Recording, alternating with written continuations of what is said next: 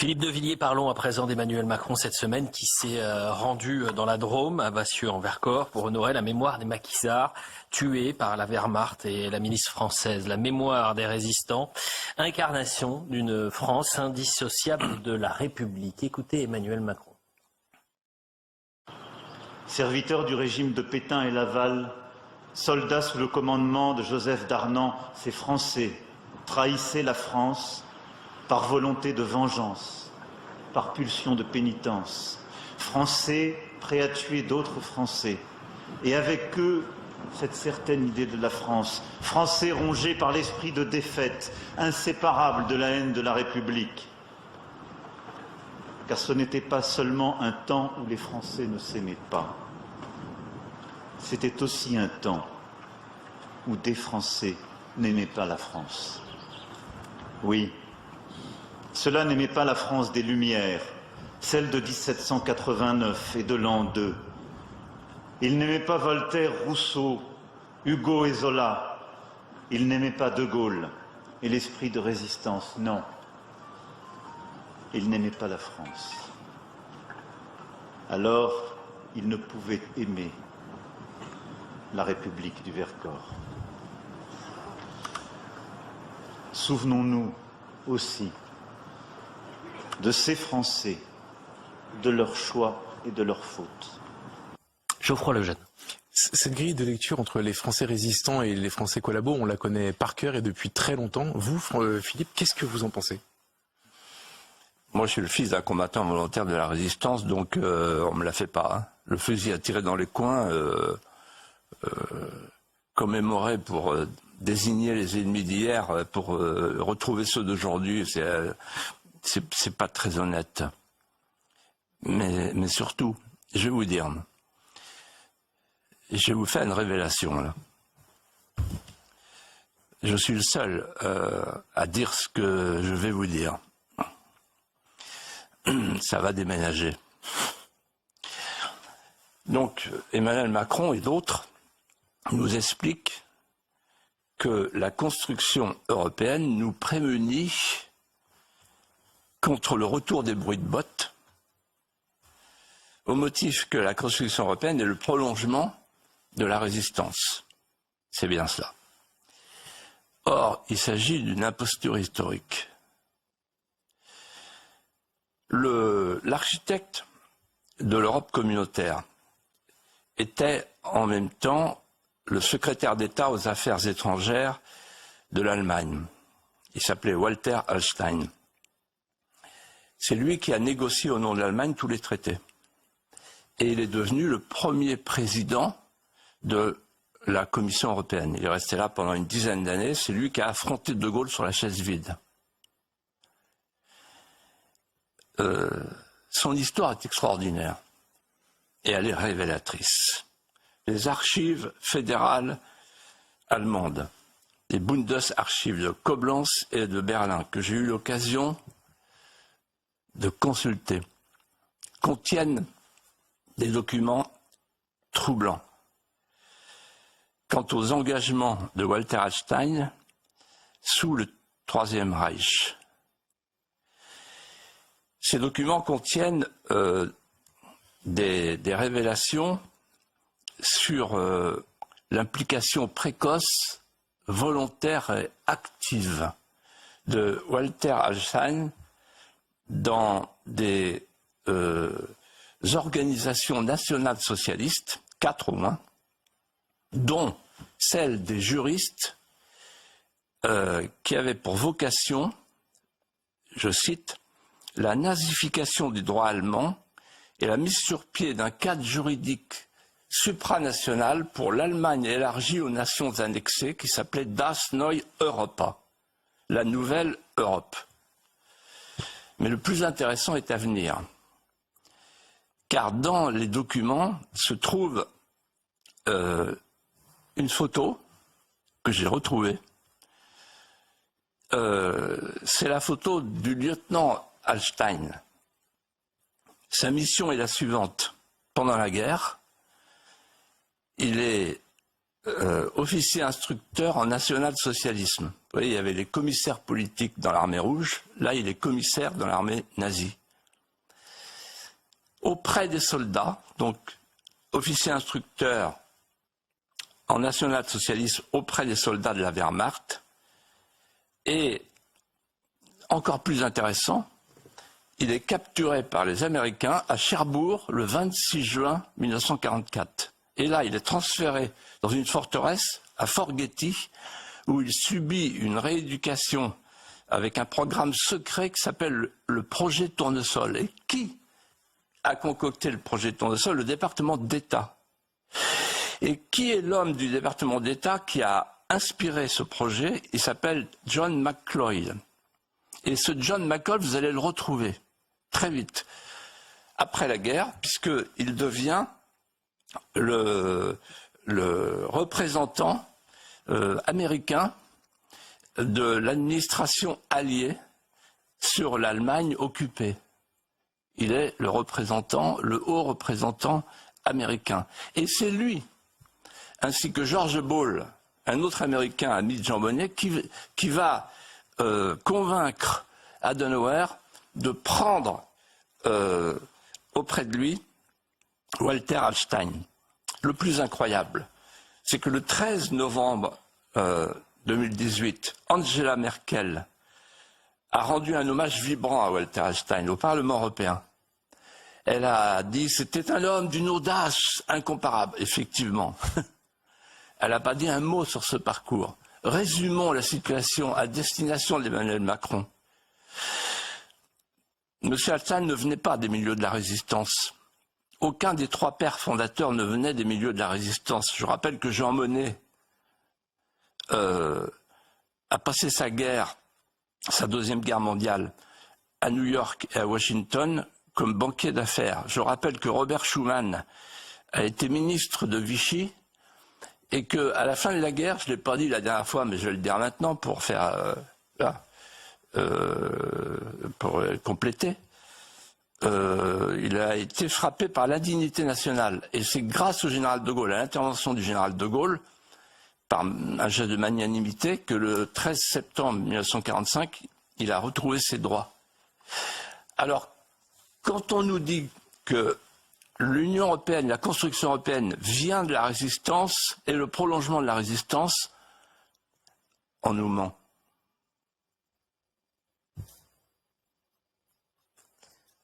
Je crois peut-être une réponse. C'est vrai que c'était une partie de l'histoire que je pense les téléspectateurs ne connaissaient pas.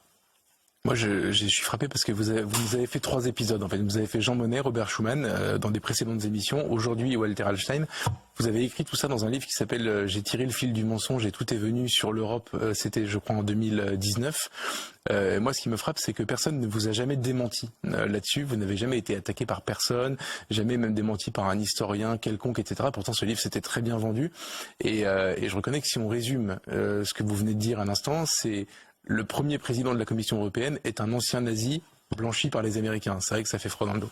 Oui, mais vous savez, celui qui m'avait aidé, qui m'a mis sur la voie, c'est Maurice Couve de Murville. Mais vous le racontiez dans le livre d'ailleurs. Voilà, qui était un grand ministre des Affaires étrangères du général de Gaulle et qui savait tout sur cette période.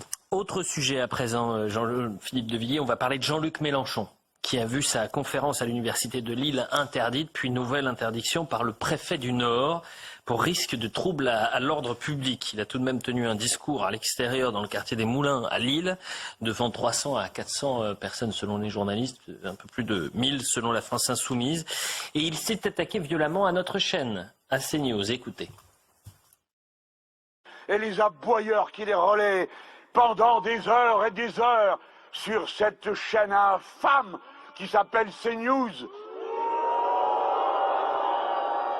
à qui l'organisme qui attribue des fréquences, j'espère, aura le sursaut de dignité de la refuser la prochaine fois puisqu'elle est en cours de renouvellement. Quoi? CNews, une chaîne infâme.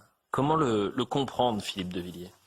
Alors en fait, en regardant Jean-Luc Mélenchon, j'ai pensé à Robespierre et à Voltaire. Robespierre dans la forme, en fait, avec cette éloquence fiévreuse. Lorsque je vois à quel point la société est dégradée, j'en viens à l'idée d'un recommencement absolu de l'humanité. Vous voyez, bon, c'est cette éloquence-là, ouais, dont on sait où elle nous a amenés. Et Voltaire, pourquoi? Parce qu'en fait, il est cultivé, hein, Mélenchon, il reprend « Écrasons l'infâme ». C'est la signature de Voltaire à partir de 1763. L'infâme, c'est l'Église. Et donc, sur « Écrasons les femmes » a été repris par Robespierre, par Saint-Just, et ça a donné la terreur, ça a donné la traque des carmélites de Compiègne, ça a donné la mise à mort, la guillotine, voilà, l'infâme. Et je pense en cet instant à Musset, qui dit à Voltaire, à propos de ça, écrasons l'infâme, dors-tu content, Voltaire, et ton hideux sourire voltige-t-il encore sur tes os décharnés? Ce siècle doit te plaire, car tes hommes sont nés. Vous aviez déjà débattu avec Jean-Luc Mélenchon, Philippe? Oui. Ça s'était passé comment? J'avais débattu sur France 3, il y a très longtemps, en 1989, je crois. On retrouve ça? Avec Paul Vermus, hélas décédé. Et je me souviens qu'à un moment donné, j'avais parlé de la Vendée, et il m'avait fait le signe suivant, vous c'est ça qu'on aurait fait. Ouais. Oui, dis donc, c'est sympa. Oui. Ouais. C'est-à-dire que pour lui, l'épuration, la terreur, il faudrait lui poser la question. J'aimerais bien un jour le revoir pour lui poser la question. Et vous avez été collègue au Parlement européen, je crois que vous avez siégé quand on a été collègue au Parlement, il était charmant, affable. Ah oui, charmant. Ouais. Et non seulement ça, mais quand je m'étais absenté parce que j'étais malade à une époque, quand je suis revenu, il m'a dit « Tu nous manquais, t'es mon meilleur ennemi ». Formidable. Ouais. Non mais il est capable d'être courtois. Oui. Mais il paraît que Robespierre en privé était extrêmement courtois. Est-ce que vous pensez qu'il en est encore capable aujourd'hui? Alors aujourd'hui, il a changé complètement de son fusil d'épaule. Je pense qu'Éric Nolot l'a très bien montré dans un livre qui est, paraît-il, très brillant. Il veut le chaos. Ça n'intéresse plus les élections. Il veut le chaos. Il veut en fait soulever les banlieues. C'est ça qu'il est en train de préparer. Philippe de Villiers, il nous reste 4 minutes très précisément, et cette émission, c'est aussi un voyage dans l'histoire. La semaine dernière, vous aviez ému beaucoup de monde avec l'histoire de l'incendie de Notre-Dame, 5 ans après. Face à Philippe de Villiers, ce sont aussi des contes qui plaisent à Jean-Michel Apathy, notamment le conte de Noël. Et ce soir, vous avez décidé de revenir en 4 minutes, très précisément, sur la naissance de la France, Philippe de Villiers. Voilà, le Buxin retentit 9 fois pour saluer les 9 mondes du Valhalla. Et il ouvre ainsi la cérémonie sur l'esplanade. 12 guerriers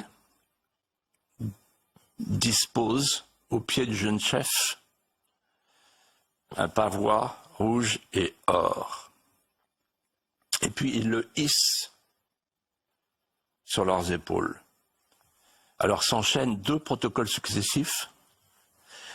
Le premier établit le jeune chef dans sa fonction germanique. Il devient chef de la tribu. Le pavois tourne sur lui-même comme un disque solaire, déjà le soleil. C'est une clameur qui s'élève. Il est élu. Ainsi se noue le lien entre le jeune roi et son peuple. On lui remet la fameuse lance, la framée royale, le sceptre des Francs. Il le brandit au-dessus de lui-même, comme pour prendre à bras-le-corps son royaume. Il est Rex Francorum. Et puis le deuxième protocole va suivre, c'est la remise de la chlamyde rouge, qui le désigne comme dignitaire romain, rector provincieux. En ce temps-là, Et les barbares sont partout.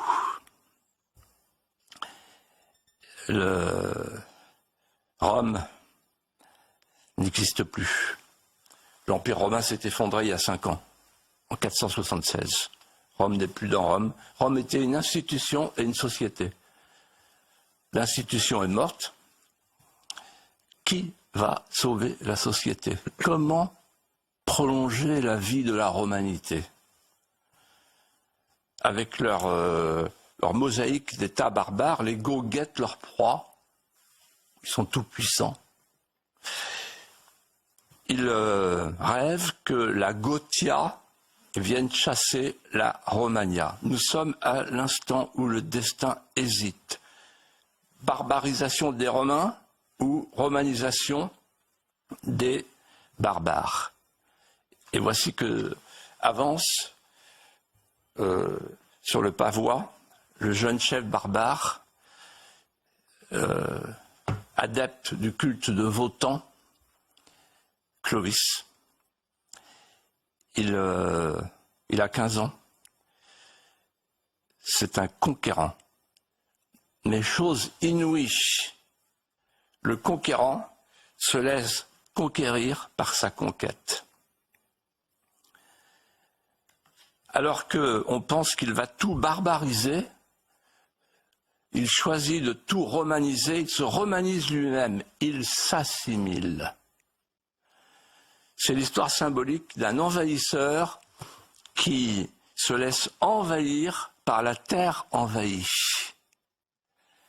C'est la naissance de la France par un acte d'assimilation réussi. Un barbare qui cède à la tentation d'aimer sa conquête, de se laisser éprendre par ce pays qu'il accueille, par ce pays fort et fier de sa lignée, de ses trésors, ce pays qu'on appellera plus tard France, mère des arts, des armes et des lois.